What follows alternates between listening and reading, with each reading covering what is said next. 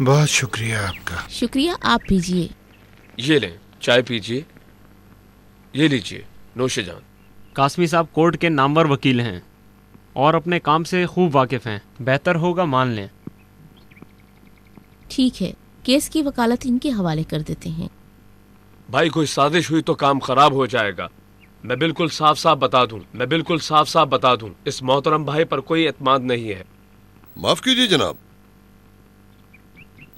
जनाब, मैं ना माली मुश्किलात से दो चार हूँ और ना ही मेरे मौक्कलों की कमी है।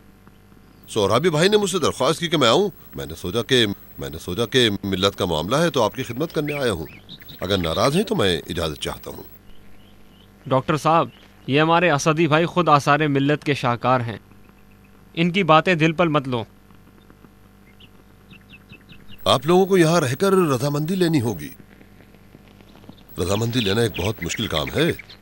इसके लिए हौसला चाहिए।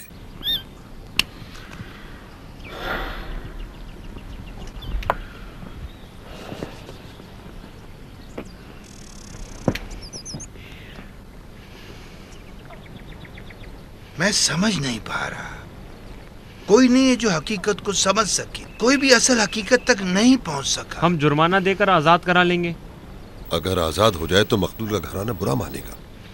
फिर हम रजामंदी नहीं ले सकेंगे। यानी तुम जो के फौज के कामों में आगे आगे थे, इतनी सी भी अकल नहीं थी। माफ कीजिएगा भाई, इस मुश्किल मिल्लत ने बात करने ही नहीं दी हमें।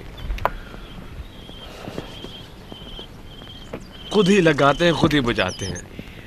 तुम लगाओ, हम भी देखें कौन सी आग लगाते हो। आपके घर से मैंने उसका पता निकाल लिया। ठीक है। मैंने जाकर देखा तो वो घर पर भी नहीं था। उसकी तफसीलात उसके भाई से ले ली है जो हिलाल अहमर में था। तब जाकर मुझे समझ में आया कि उसके भाई ने उसे बताया है कि आप आजाद हो गए। मगर क्यों? क्योंकि उसका बच्चा आपकी निगरानी में था, जो कि अकलौता था और शनाख्ती कार्ड के डिपार्टमेंट में उसकी एक अच्छी पोस्ट थी। बाप गलत काम करता था। बच्चा उसे कहता था, बाबा जान ये काम ठीक नहीं है, रिश्वत मत खाइए, ये काम मत कीजिए। बाप नहीं सुनता था तो बच्चे ने पोल खोल दिया। पुलिस बाप को ले जाती है जेल, बाद में छूट जाता है और फिर उसका बच्चा जो कि आपके ज़ेर हुक्म था वो जंग में शहीद हो जाता है। फिर आप दुश्मन की शक्ल में नजर आ रहे हैं और उस शख्स का कीना भी खुदा कीना हो जाता है। यानी आप लोगों में से किसी के पास अकल नहीं है कि उसके बाप को पकड़ के यहाँ ले आओ। फर्ज कर लें कि इंटरपोल ने उसे कैद करके यहाँ लाकर हमारे हवाले किया। इंटरपोल को दफा करो। एक मिनट, हमारे पास क्या सबूत है? सिर्फ आपके घर के 4 फोन नंबर, इसके अलावा कुछ और है? मगर वो लोग छुरी के दस्ते पर फिंगरप्रिंट, आपकी बेटी का ग्लूबंद मकतूल के हाथ में, इतने सारे जिंदा गवाह जो वहां थे। अगर हम रजामंदी ना लें तो अफसोस के साथ कानून के मुताबिक इसकी सजाएं बहुत पक्की है।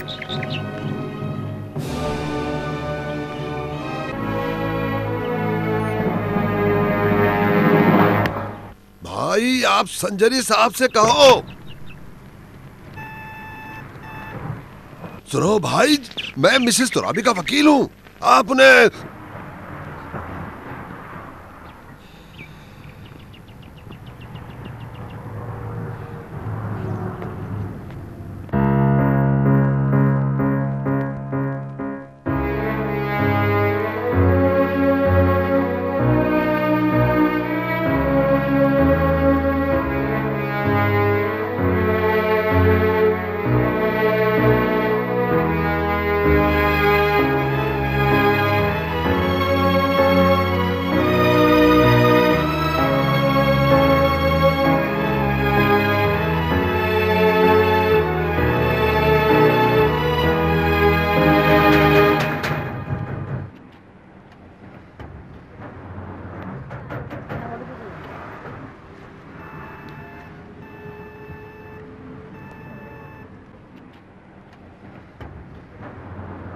नहीं खोल रहे। 100 बार कह चुका हूं, यही रवैया है इनका।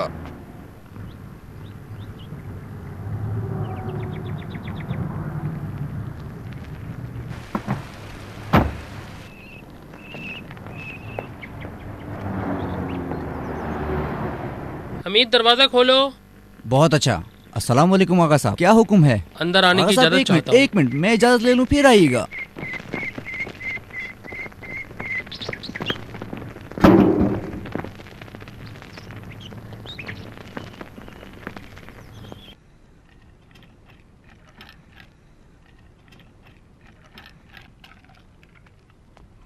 अस्सलाम वालेकुम सर।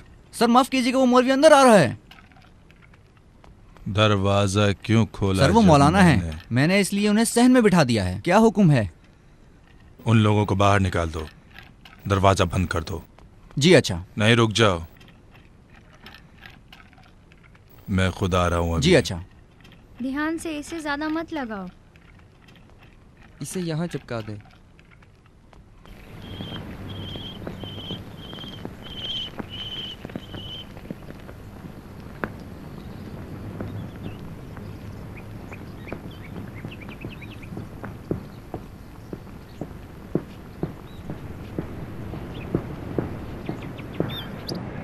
जी फरमाइए। अस्सलाम वालेकुम। आप लोग जल्दी से अपने काम की बात करें, मेरे पास वक्त कम है।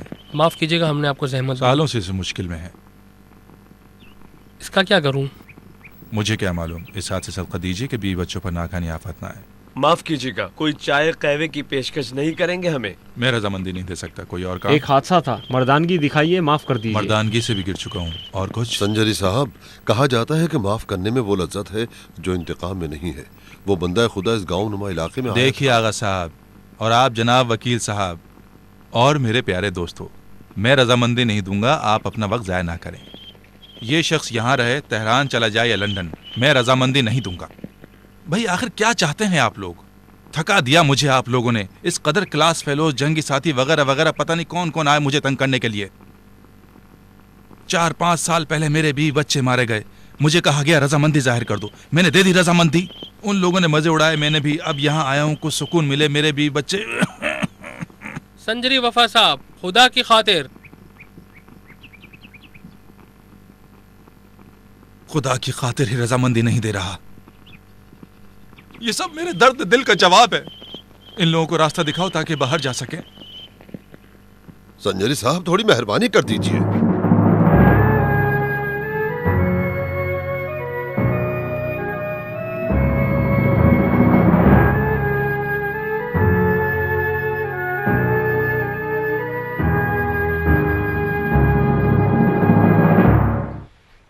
सर, हवा नहीं चल रही थी, रोड भी पीछो कम वाला था।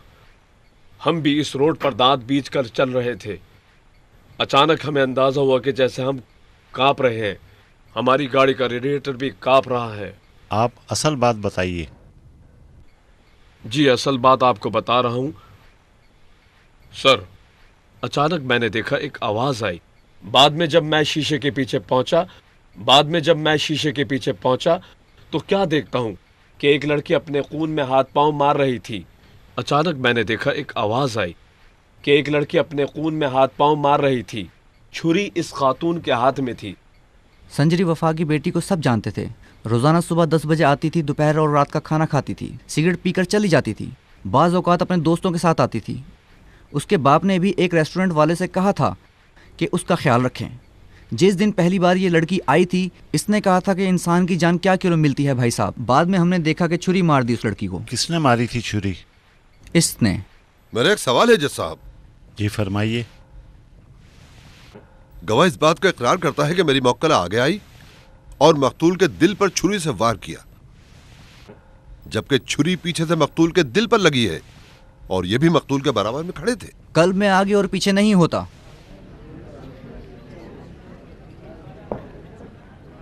मैं किसी भी दलील पर रजामंदी नहीं दूंगा।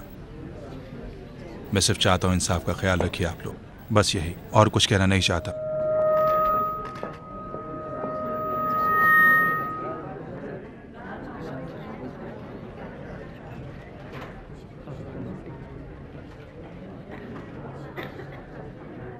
फैसला 5 अप्रैल को सुनाया जाएगा। अदालत बर्खास्त की जाती है।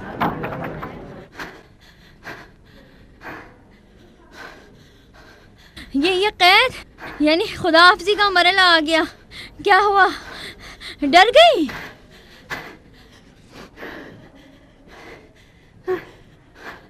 मैं बेगुनाह हूँ, मगर मुझे भी मारा जा चुका है और मेरी कदर भी की गई है कि मैं मार दूँ।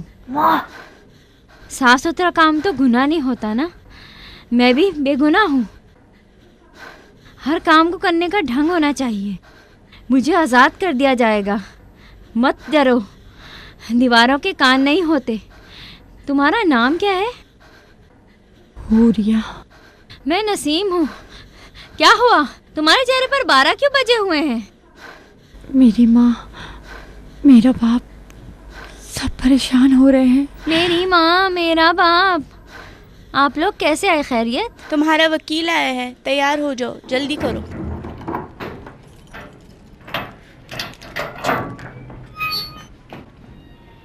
तुमने अपना नाम क्या बताया? नसीम हूँ मैं।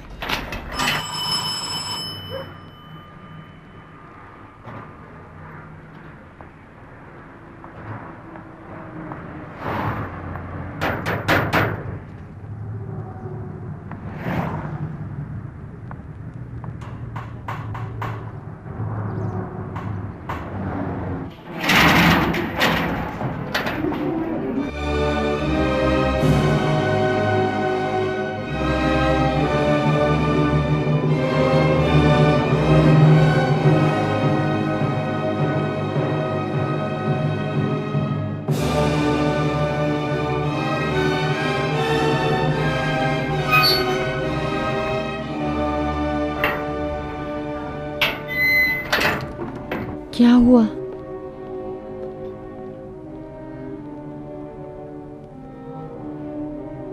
मौत किस रंग की है? जिस रंग में जिंदगी गुजारी है। रात ख्वाब में देखा कि मैं गधी हो गई हूँ। 4 हाथ पाँव थे मेरे, कान लंबे हो गए थे मेरे। तुम भी ख्वाब देखती हो क्या? और उसमें गधी बन गई हो? हाँ, पैसे वाली है, गसास दे देगी। बहुत चलेगा इसका गधा, बहुत चलेगा।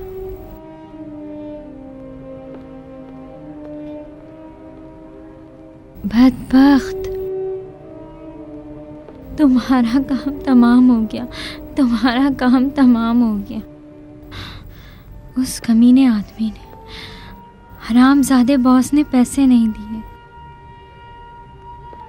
और वो संगदिल भी रजामंदी नहीं देगा। तुम्हारा काम तो तमाम हो गया, तुम्हारा काम तो तमाम हो गया।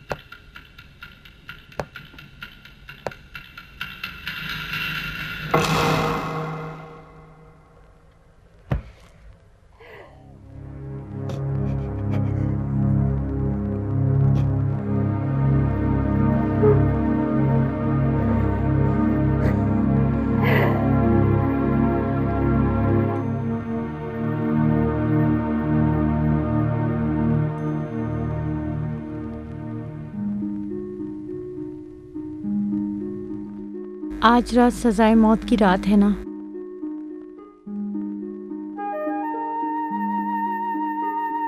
इस मोमबत्ती के साथ मैं पैदा हुई, बात में 1 साल की हो गई। मामा, आपको याद है ना कि मेरी पैदाइश के दूसरे साल खुर्रम शहर आज़ाद हो गया।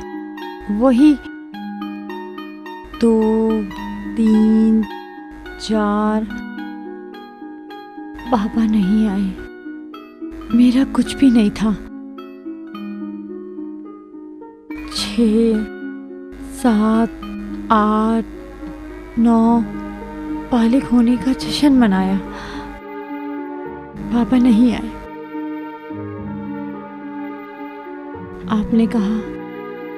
आपने कहा कि दुश्मन बदला लेना चाहता है। तुम्हारे पापा कैद हो गए मेरी बच्ची। उनके ऑपरेशन का क्या नाम था? हाँ, याद आ गया, मिर्जाद ऑपरेशन। मगर किरमान शहर तो हमारे घर से बहुत दूर था। आपने कहा वो आ जाएंगे, तुम पढ़ाई करो। वो आ जाएंगे, तुम्हारे पापा आ जाएंगे, तुम इंजीनियर बन जाओ। ठीक है। 11, 12, 13, 14, 15, 16, 17 सारे कैदी आ गए, मगर मेरे पापा नहीं आए। पापा के पास दोस्त आए, कुछ बातें बताई उन्होंने। अम्मी का दिल जलता रहा, मुझे आग लग गई। अम्मी, आपको याद है मैं कॉलेज में पास हो गई तो आपको कितनी खुशी हुई थी। पापा, इनको समझ में नहीं आ रहा था कि हंसती या रोती। 17 को मैं गिन चुकी थी। 18, 19, 20, 21, 22, 23। फिर आखिर पापा आ गए।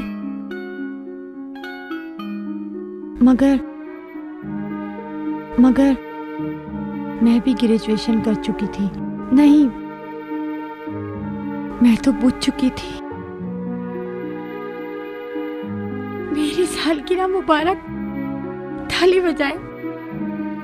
पापा, अरे पापा देखिए, इन कलियों को देखें।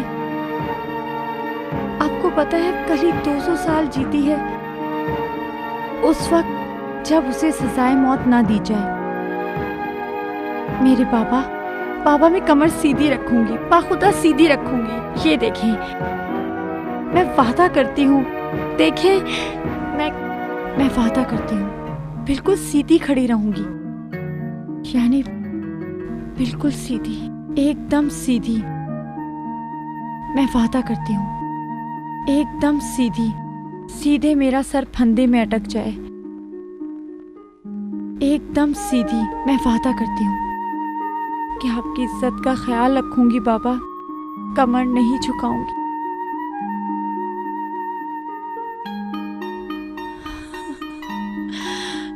वादा करती हूँ बाबा। सुनो, ये मेरी तेरी बातें हम में से किसी के काम की नहीं है। कुल्हाड़ी से जमीन खोदो, बुलंद आवाज से कुरान पढ़ो, कब्र में पानी डालो, इस मामले में कुछ नहीं होने वाला, बरहूत की तरह।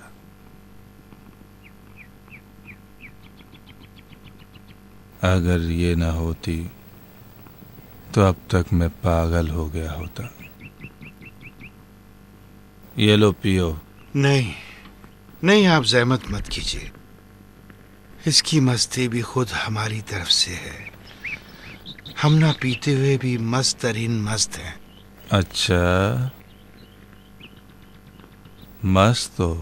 मस्त लोगों को पसंद है कि कोई उनके लिए अरबी की तरह नाचे। मैंने एक उम्र तकलीफ उठाई है ताकि मैं और मेरे वतन के मर्द किसी के लिए अरबी नाच न नाचे। आप रजामंदी दे दें, मैं खुद आपके लिए नाचूंगा। इतनी चुटकियां बजाऊंगा आपके लिए कि मेरी इन उंगलियों से खून बहने लगेगा। ये खून खराबा कब तक? आखिर कितने साल तक? संजरी वफा साहब, मैं मेरे बाबा इमाम हुसैन के चाहने वाले थे, आशिक़े इमाम हुसैन थे। मेरा नाम भी उन्होंने अमीर हुसैन रखा। हम इमाम हुसैन के दीवाने उनके इश्क में निकले। जंग हुई, कहा गया हुसैनी लोग आ जाएं, हम चले गए। अब जनूब से मगरिब की तरफ, पहाड़ से बेयाबां की तरफ ले गए हमें। असीर हो गए, जंग खत्म हो गई, सुलह हुई, हम असीर रह गए। अभी जाकर जब सद्दाम का तख्ता पलटा है तो हम आजाद हुए हैं। अब ये जो मैं अर्ज कर रहा हूँ, ये एक किस्सा है। मैं खुद एक कहानी बन गया हूँ। मेरी बच्ची सजाए मौत के तख्ते पर खड़ी है। मैं क्या करूं कि तुम रजामंदी जाहिर कर दो। देखो, मैं एक परेशानियां उठाया हुआ इंसान हूं, अज़ियतें उठाया हुआ इंसान हूं। ये सब कुछ अहम नहीं है, नहीं है। मेरा दिल चाहता है कि तुम मेरी बच्ची, मेरी लड़की के लिए कुछ कर दो। आओ। अच्छा, आओ, मैं बताता हूँ कि तुम्हें क्या करना है कि रजामंदी जाहिर करूँ। अच्छा। अगर ये काम नहीं किया तो मैं रजामंदी नहीं दूंगा। अच्छा। फिर यहाँ मत आना, क्योंकि फिर मैं अंदर आने भी नहीं दूंगा, और फिर कोई तवक्को मत रखना। इस पर इतना खर्चा किया है कि इसका हिसाब भी नहीं दे सकता मैं। जो भी तुम सोच सकते हो, अंदर बाहर, महंगी से महंगी जगह, एक चांद का टुकड़ा था, अब एक गोश्त का टुकड़ा हो गया है।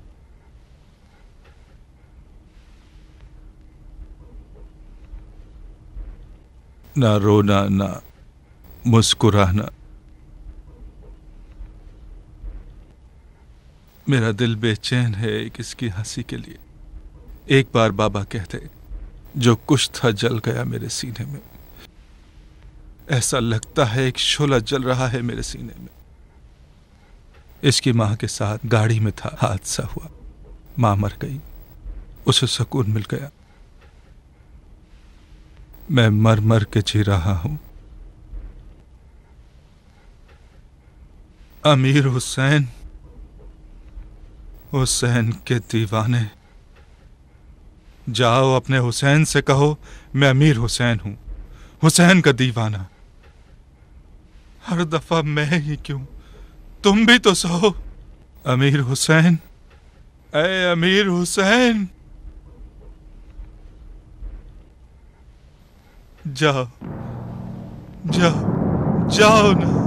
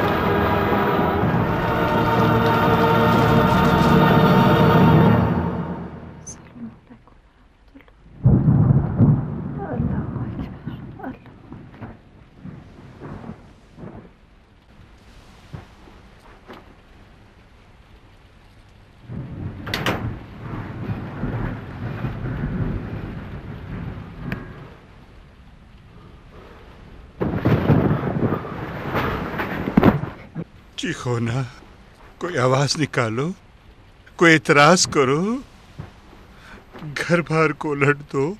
चलो घर चले। मुझे पता है मेरा कसूर है, काश मैं ही ना होता। मैं सिर्फ तुम लोगों के लिए दर्द सर हूं। तुम्हारी आंखों के आंसू मेरी वजह से है कि तुम्हारी नूर चश्म छीन ली तुमसे। मुझे तो कोई शिकायत नहीं है।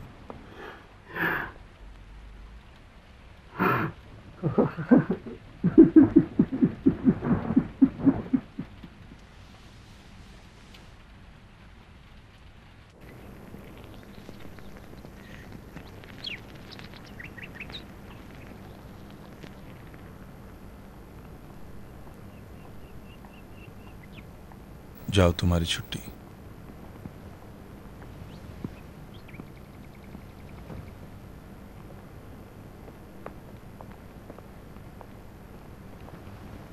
अस्सलाम वालेकुम। क्या हुआ, तुम दोबारा आ गए हुसैन के दीवाने? कल रात में करबला पहुंच गया था। अच्छा, ऐसा लगा मैंने मौला की ज़ियारत कर ली। क्या हुआ? मैंने चाहा कि बोलूं मगर हिम्मत नहीं हुई।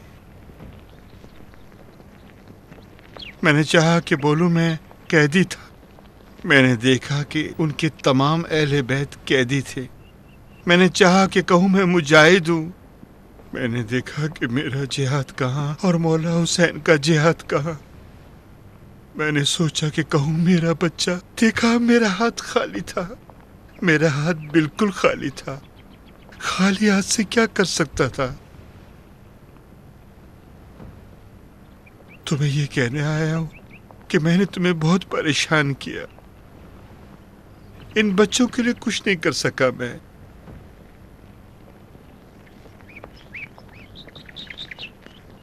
माफ कर दो मुझे।